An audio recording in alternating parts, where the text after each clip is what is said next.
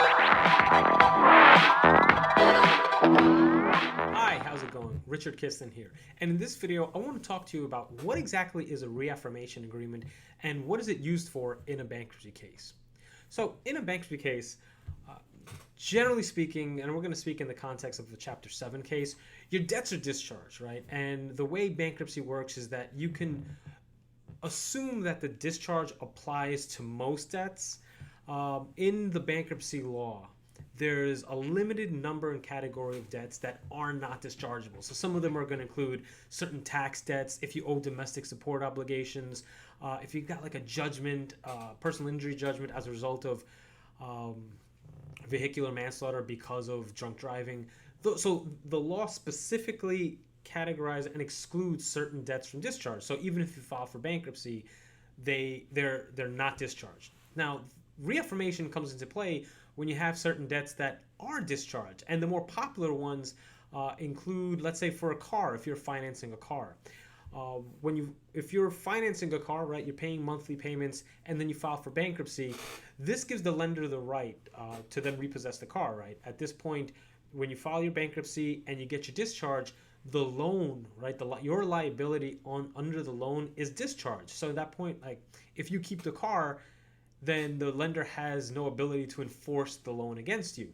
Reaffirmation is a process by which you can enter into an agreement with the lender to reinstate your liability. So again, if you file for bankruptcy and you have a car that you're paying off, you're financing the car, and you file for bankruptcy, the lender's going to send you a copy of a proposed reaffirmation agreement. And essentially what the reaffirmation agreement does is that it takes the terms of the loan, keeps it as they are, and it's an agreement by which you promise to pay the balance of the loan as you were paying before. It's a reinstatement of the terms of the loan, just to make sure that the lender is secure on the backside of it. Now, the thing about reaffirmation agreements is that depending on where you are, but most courts are going to require you to file a motion to approve the reaffirmation agreement. And there's a reason why. You see, judges don't want to have people enter into agreements after bankruptcy, especially with things like motor vehicles and whatnot, where they could get damaged, and then they're still on the hook for the balance of the loan, right? Take, for instance, the example of this. You bought a car 2 years ago, and you paid $30,000, but then the car now, at the time of your filing of a bankruptcy, is only worth, let's say, $15,000. You've been paying, but you owe still, I don't know, $24,000 on your loan for a car that's only worth $15,000, right? Usually, and in my experience with bankruptcy cases, the payments people are making on a lot of these cars, plus the insurance, it's usually a huge chunk of their monthly household income, right? So judges, before they want to have the ability to review and determine whether or not it's in the best interests of the person who's filing for bankruptcy, right? Because what could happen, and what often does happen, is that on the other side of bankruptcy, let's say the car gets totaled, the car has transmission fails, then the car is no longer usable, yet the debtor who filed for bankruptcy now owes this huge debt with nothing to show for it, right? So judges want to make sure when you have a reaffirmation agreement that it makes sense. Now, sometimes you file a reaffirmation agreement when even the math doesn't make sense, but you need the car.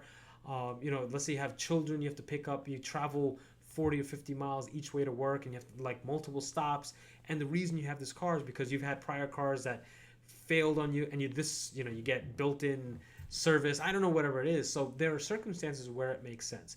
Ultimately, you have to understand that there's an analysis that you have to undertake before you sign a reaffirmation agreement. Now, something else, a caveat to reaffirmation agreements, often comes with respect to mortgages, because mortgages are no different from car notes, right? The mortgage itself, at least here in New York, there's two parts. There's the mortgage document, which collateralizes the house to the loan, and then you have the note, the loan, which is your personal liability. If you file for bankruptcy, then the discharge ends your liability under the note. The thing about it is that the lender still has a right to foreclose on the property. Now, what oftentimes lenders will do, and even though there's no basis in the law for this, is that they'll say they won't report payments that you make to credit bureaus unless you reaffirm the debt. Essentially, they're holding debtors hostage. There's not very much that you can do about this. So sometimes you have to decide whether or not doing the reaffirmation in the interest of building credit makes sense. There are theories that you can send sort of requests to confirm payments, and then those have to be confirmed by the credit bureaus. So that might be one way to circumvent it. But still, what lenders often do is that they hold debtors hostage by saying that if you want your payments to be reported to credit bureaus to build your credit, that you have to file a reaffirmation agreement. Anyways, it's something that you really have to think about. Generally speaking, I try to tell clients, and my advice is you don't want to sign a reaffirmation agreement if you can help it. Some states you're going to have to do it. Here in New York, it's a weird thing where the most lenders won't repossess the car even if there is no reaffirmation agreement, because there has to be a default on the loan, right? So if the debtor filed for bankruptcy but they're still current on the loan, then under New York state law, the creditor can't repossess because there's no default.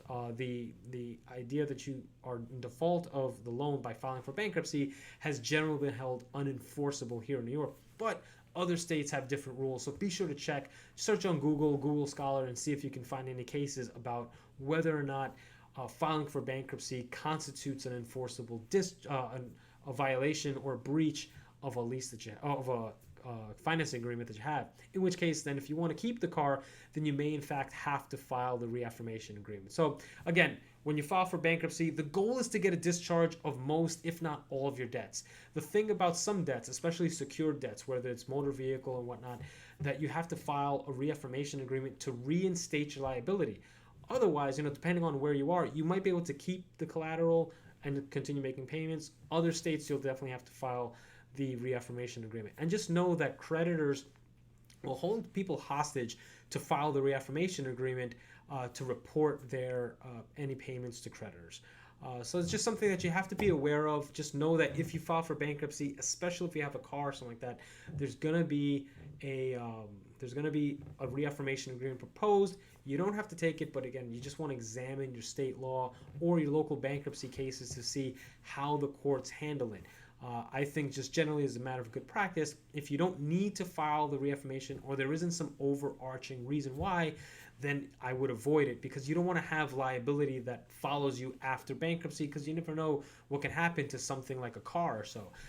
And also finally, if you do sign a reaffirmation agreement, just know that you have to file a motion to have that approved by the judge. The judge is going to look at the circumstances and try to determine, based on the argument, based on the finances, whether or not this is in the best interest of you, the debtor. So hopefully you found this interesting. If you'd like to know more about bankruptcy, check out my website, www.lork.nyc. And if you're interested in filing your own bankruptcy case, then I encourage you to head over to bankruptcy.lork.nyc, where I've created a Chapter 7 bankruptcy course where you can prepare and file your own Chapter 7 course with some over-the-shoulder guidance from me as I prepare a case. Again, that website is bankruptcy.lork.nyc. Until next time, take care and